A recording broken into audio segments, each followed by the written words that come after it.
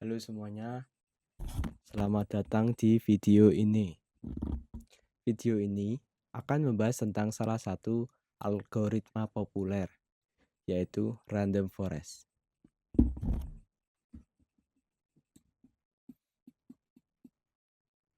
Bayangkan, kamu sedang duduk di depan laptop sambil makan. Lalu kemudian kamu mendapati sebuah email masuk. Kamu bertanya-tanya, apakah email ini spam atau bukan? Mungkin kamu bisa menebaknya secara langsung. Tapi, mungkin kamu juga bisa bertanya ke orang yang lebih ahli. Tapi, akan lebih baik jika kamu bertanya ke banyak ahli sekaligus, kemudian membuat kesimpulan berdasarkan jawaban terbanyak. Nah, itulah konsep dari algoritma random forest. Ia bekerja dengan cara membuat banyak ahli kecil yang disebut pohon keputusan,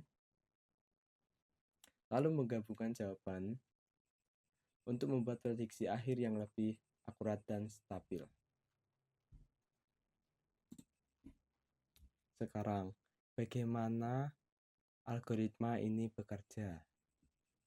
Ada 3 langkah utama algoritma ini bekerja. Yang pertama, dia membuat banyak pohon keputusan. Bisa kita lihat di sini terdapat 2 pohon keputusan. Pohon keputusan pertama dan pohon keputusan kedua. Kemudian setiap pohon keputusan memilih fitur atau parameter secara acak. Pada pohon keputusan pertama terdapat parameter hujan dan panas. Kemudian pada pohon keputusan kedua terdapat parameter hujan dan apakah ada motor. Dan terakhir, algoritma menggabungkan hasil dari keputusan kedua pohon tersebut untuk menjadi prediksi yang lebih stabil dan presisi. Lanjut, mengapa harus random forest? Yang pertama, random forest mengurangi overfitting. Pohon keputusan tunggal bisa saja terlalu spesifik. Seperti ini. Pohon ini lebih spesifik ke cuaca. Gabungan banyak pohon bisa menjadi lebih seimbang. Kemudian, random forest dapat menangani data yang beragam, sehingga algoritma ini lebih fleksibel untuk data dengan banyak jenis fitur. Dapat dilihat di sini, terdapat banyak fitur. Ada hujan, ada motor, ada panas, dan terakhir, random forest dapat memberitahu fitur mana yang paling penting dalam pengambilan keputusan. Sekarang kita lanjut ke contoh sederhananya. Kita memiliki sebuah data email. Kemudian kita bertanya-tanya apakah email tersebut spam atau bukan, dengan bertanya ke ahli A, ahli B, dan ahli C. Ahli A melihat email dan mencari apakah terdapat kata gratis. Jika iya, maka kesimpulannya adalah spam.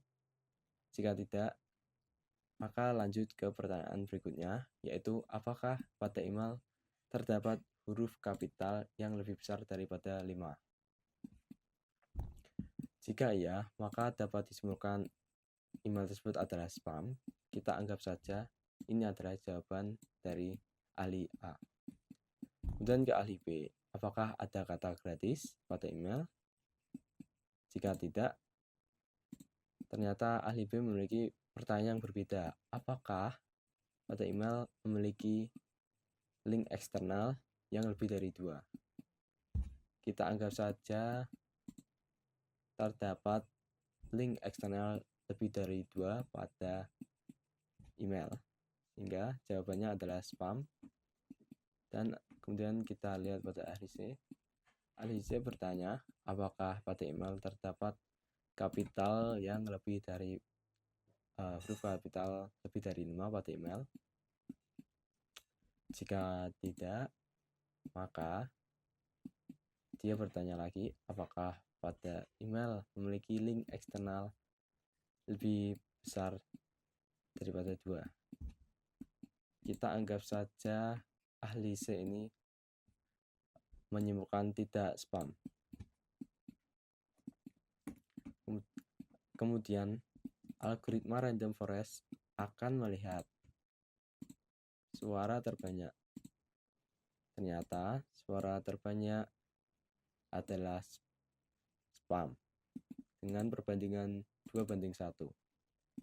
Maka algoritma ini akan mengklasifikasikan bahwa email ini adalah spam.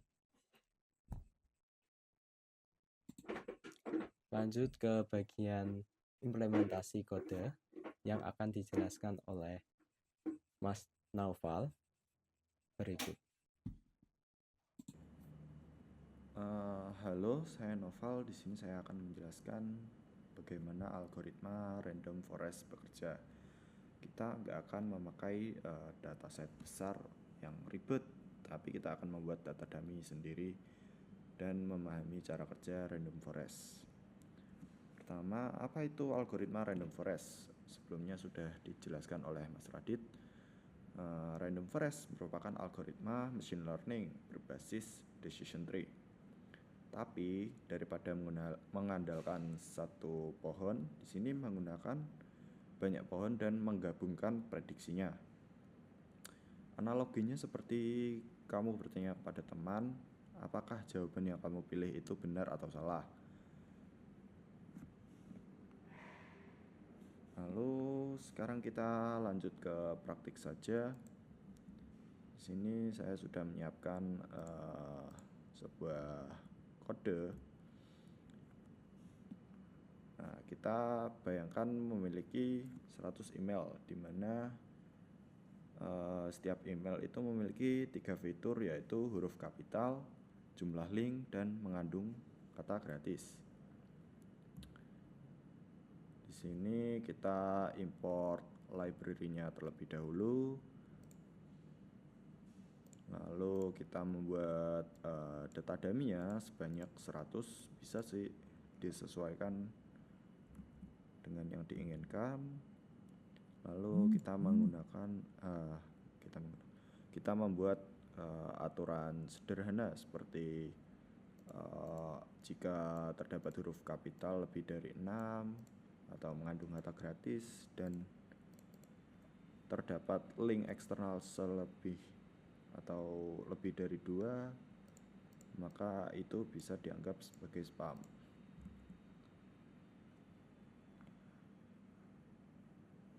Lalu selanjutnya kita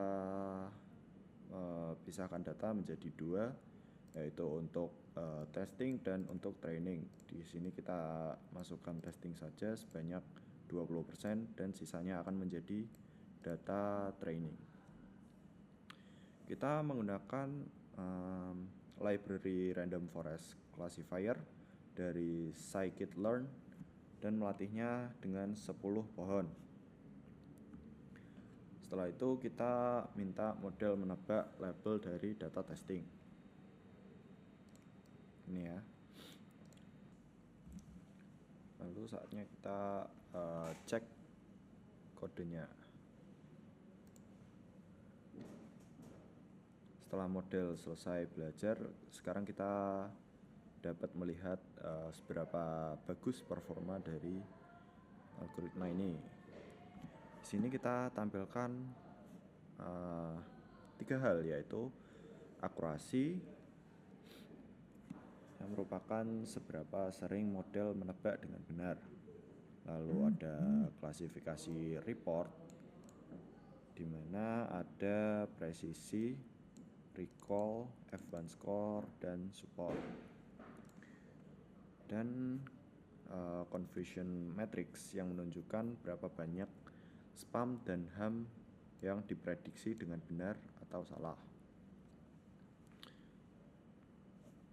Ini ya, dari hasil ini 9 orang mengatakan bahwa email tersebut merupakan bukan email spam.